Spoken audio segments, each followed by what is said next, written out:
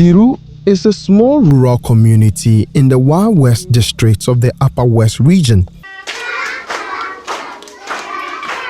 Children here love to learn. Their thirst for knowledge is unquenchable, but the school they attend is a reflection of the challenges they face daily. We don't have a school structure, so most of the classrooms sit under trees.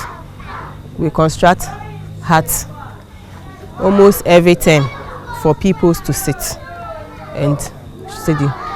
Then we don't have much desks for the pupils. As a result of that, some of the students have to sit on the floor since there are no desks for them to sit, and that one creates a lot of discomfort for both the teacher and the learner. Siiru Basic School lacks classrooms and unsafe school grounds. The school is also not benefiting from the National School Feeding Program.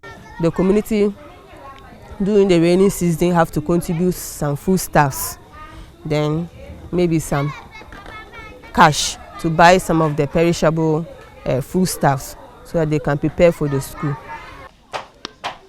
The situation has forced the community members to help. Every day, different members of the community step in to cook, donating what they can from their farms. Today, 2 women from the village have volunteered to cook yam and stew for the children. The meal is simple, but for these children, it is a lifeline. Without it, many would not have the energy to stay in class. Today is quite a happy day for them, so because they'll get something to eat. On the menu, we have boiled yam and stew. But if the school foodstuffs finish, we have to wait for another rainy season or harvest season again. And during those times, most of our people stop coming to school because they come to school, they are hungry, and that one, how can a hungry child learn? So he or she will prefer staying in the house so that the child can, he or she can get food to eat. So during those times, our enrollment goes down drastically. This bowls is for the meal they are preparing. The community is preparing for the people. Thank God we have contributed some tubers of yam, and it's enough to prepare for the people for today. So we have a volunteer cook to come and do the cooking for them. So today is quite a happy day for them. So because they'll get something to eat. The physical environment of the school is relatively unsafe. Kindergarten 1, 2 and Primary 1 pupils share one classroom. Primary 5 and 6 are crammed into a half-roofed pavilion. Whenever it rains, classes are suspended as water floods their classrooms. Here we are now, if it is raining, we can't sit. We have to close and go home.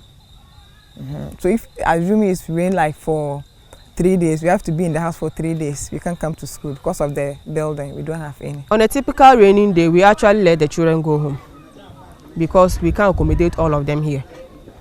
You can see that the only classroom is this, then that one. And when it's raining heavily, because of the heavy pour, people cannot even sit here. So we tell them to go home so that we can resume classes the next day. But the danger doesn't end there. The classrooms, built with straws and rudimentary materials, have become a haven for reptiles. Snakes, scorpions, and other creatures share space with the pupils, making every day a gamble with nature. The environment is not child-friendly, to be frank. Every now and then, teachers and pupils are chased out of the class by snakes. We have an incident. A snake have to chase a teacher in the class out there from the mango tree. Then even the main class, a snake have to chase myself and my people. It fell right from the ceiling. So we had to cool down. It ran into a bag that I kept there. Then we ran out. Then the male teachers came and killed it. And it has been happening often.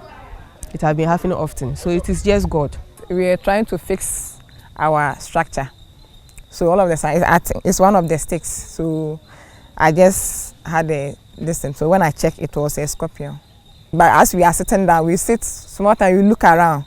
When there's something coming, So if you don't look around and then to make sure that there's maybe to check whether something is coming, the time we realize a snake will be in the classroom. So as we are sitting like this, but we are not comfortable.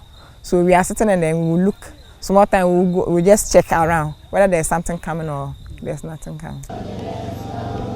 Despite the constant threats, the teachers and pupils persist. Their resilience is rooted in the love for learning. But even the most passionate desire to study cannot overcome such dire conditions. They love school. They love school. Schooling days, you see them, they come in a group.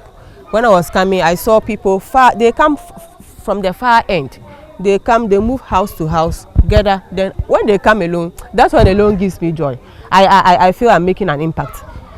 If your impact is not positive, you wouldn't see any child here. But immediately it's daybreak, the children are here. So that one alone motivates me not to also give up or not to be down-spirited by that. Siiru Basic School needs the attention and support of a wider community, the government, donors, and citizens alike. They're also part of Ghana, and they also need a structure to live on. As we are here, it's a rainy season. As they are sitting down, they are feeling cold. The weather is not all that friendly, so we are managing, especially Harmattan season, for instance. The wind is always blowing and we are here, and they are always feeling cold. So 2 or 3 days, I want to say, well, I'm not feeling well. So the person has to go home. Or when they come to class like this, last week, for instance, one was vomiting because of the weather. So he came and then she was vomiting. Challenges are just sometimes out of hand, but we manage what we have. Siiru Basic School's cry for help is not just a call for infrastructure. It is a call for the future of Ghana's children. The time to act is now. Emmanuel Jivenu, Joy News, Siru, West District, Upper West Region.